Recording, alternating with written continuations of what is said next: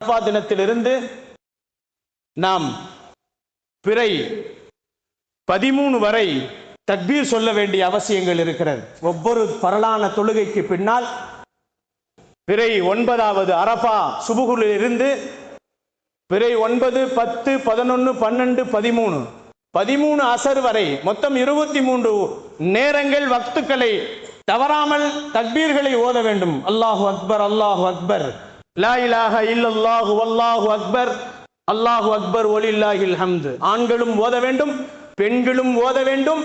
அதிலே ஜமாத்தோடு சேர்ந்தால் ஜமாத்தோடு ஓத வேண்டும்.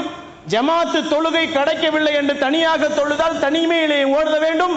தொழுகை கலாவாகிவிட்டால் கலாவை நிறைவேற்றிவிட்டு அதிலும் ஓத வேண்டும் என்பதை நபிகள் நாயகம் ஸல்லல்லாஹு அலைஹி வஸல்லம் அவர்கள் நமக்கு சொல்லி தந்திருக்கிறார்கள். அதனால்தான் கடந்த வாரத்திலே நாம் சொன்னோம், இந்த முந்திய பத்திலே அதிகம் அல்லாஹுவின் பெயர்களை உச்சரியுங்கள், அல்லாஹ்வினுடைய நாமங்களை அதிகம் உச்சரியுங்கள்.